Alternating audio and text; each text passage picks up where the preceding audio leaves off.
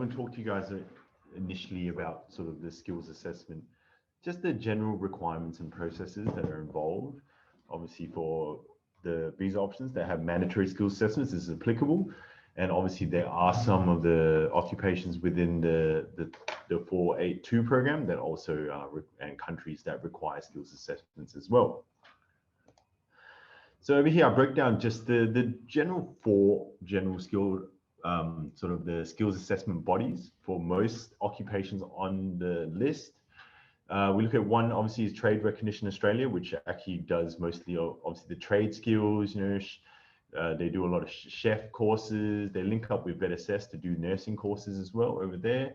Then obviously further down the track, Engineers Australia will focus heavily on engineering and sort of the engineering draftsperson. There's a bit of construction in there as well. CPA Australia, as you know, I think these two parts are in error, but CPA Australia's focus should be in accounting and financial management. And also Australian Computing Society would focus heavily on the ICT and computing industry. Okay. Each skill assessment body sets out programs that they have for each independent sort of skills assessment. Trade Recognition Australia outlines 4 separate programs depending on what sort of visa you're looking for and what visa that you're on. The Job Ready program is more catered for the 485 graduate visas, so more for students within Australia, sort of looking forward to sort of staying on their graduate visa, getting employment, and then sort of progressing to getting a full skills assessment instead of just the provisional that you would get from the initial part of the Job Ready program.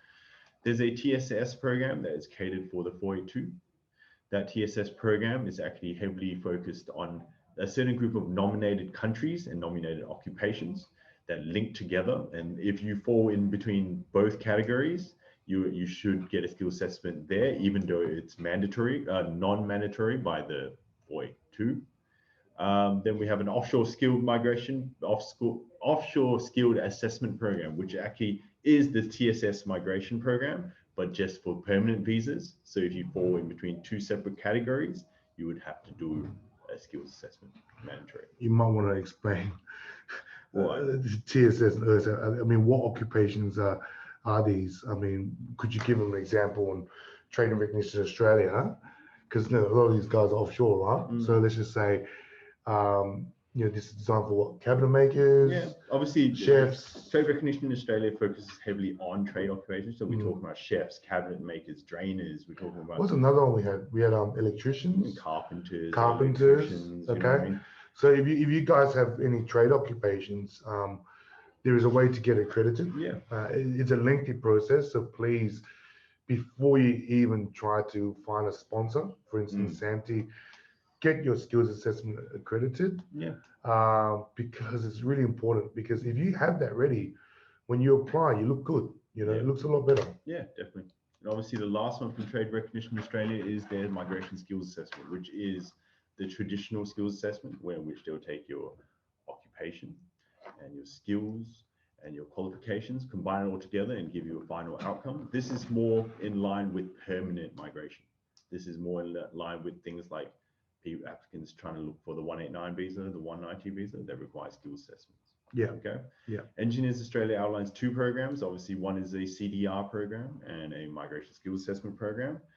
One program requires sort of you to demonstrate competency in the field of engineering, be it whether it's a civil engineering draftsperson or an engineering technician. You would have to outline sort of what sort of have you done in this occupation and sort of what have you learned in your qualification to match and provide a CDR report. The migration skills assessment program is the fundamental same traditional program for most migration skills assessment, which is where you gather all your evidence and you give it to them and they assess you for a permanent migration. CPA Australia generally has 2 as well. Obviously, one is the provisional one for the 485.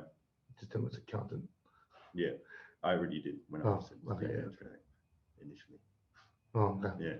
CPA Australia has provisional skills assessment, which provides for the 485, and a migration assessment for the permanent visa. And Australian Computing Society breaks it down as well into 3 general categories. One for the 485, one is actually the extension stream for the 485, and one is the migration skills assessment. Okay. The English requirement for your skills assessment, you actually only require English for Engineers Australia and CPA Australia upon lodging your skills assessment. In the categories below, I'll put down why, like the actual bands you need to actually lodge the skills assessment. Okay. For Engineers Australia, obviously it's 6. Provisional skills assessment from CPA is 6. And to get the general skills assessment, which is the migration, is 7. Okay. Work experience requirement for the Job Ready program is 360 hours plus the 1,725 hours for graduates. And this has to be completed within the 12 months of applying for the Job Ready program. TSS, the Overseas Assessment Program, and the Migration Skills Assessment, you need 3 to 6 years, dependent on what licensing you have in your country, and depending on what formal education you have in that field in your country as well. You need work experience for the CDR report. This is mandatory. It does not actually set a time on how much work experience you have, but you still need to provide that you're working in the field, and they will assess you from there to see whether you're competent in that field. And CPA Australia actually does not set down work experience requirements for their skills assessment. As long as you've completed an accounting degree and you've met the requirements of the AQF standards and matched the requirements, they're happy to accept you. But there are specific sort of complications that arise with the CPA Australia sort of skills assessment. Australian Computing Society, lastly, has work experience requirement is 1 year for anyone that's a post-Australian study, and for migration assessment offshore, it's 2 to 6 years. I think one thing to stress is that you can see it is quite complicated.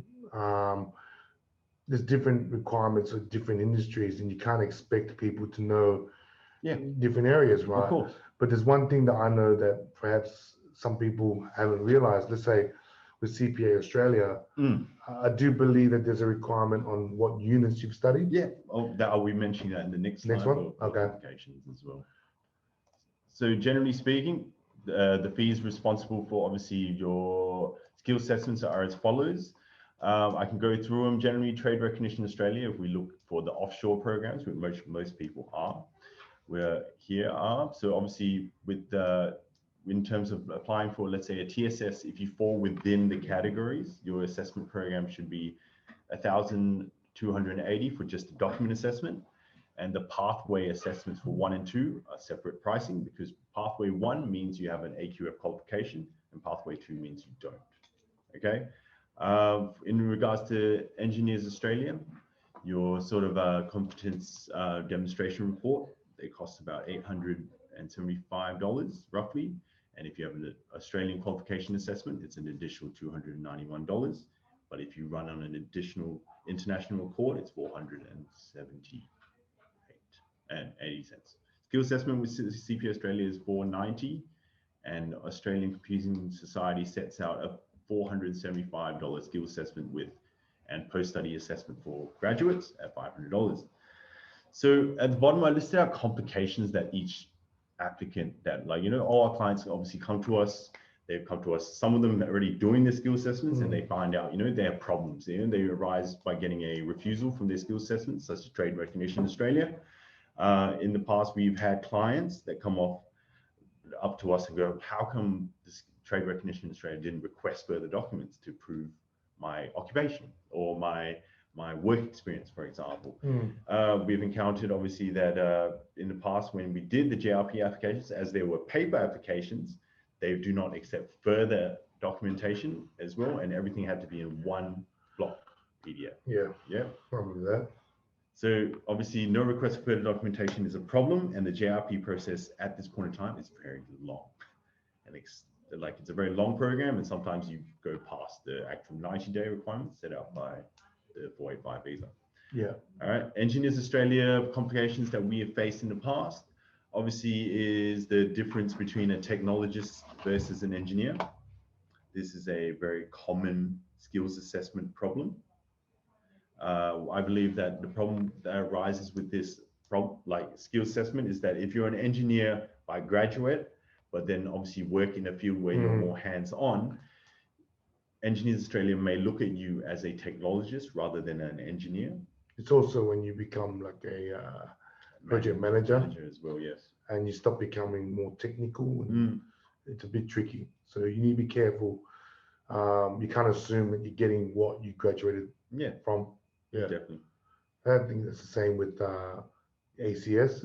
ACS, there's too many occupations that are closely related though. That's the problem with ACS, is you have one degree or a couple of degrees, but then the problem is you have 20 to 30 occupations that are related to this 5 or 6 degrees. So correct. Obviously ACS will see your work experience as the more defining sort of reason for your occupation, right? CPA Australia's complication is that there are select 8 units for each occupation that falls under CPA Australia's assessment, from general accounting, tax accountant, to management accountant, to finance manager. They all have a group of 8 units that you would have to have completed to actually qualify within this sort of occupation. And apart from that, is that a lot of people have found that the verification for Chinese qualifications is fairly difficult. But one thing before was the tax. I remember the tax law unit had to be Australian or common law tax law unit, isn't it? It's the Australian one had to be Australian tax and common law. Yeah. So obviously, if you studied at an AQF school offshore, like we do have Murdoch in Singapore, Curtin in Singapore, Curtin in Malaysia, you can obviously sit these units as well. And there are offshore Australian universities that will do these units as well. Yeah. Yeah.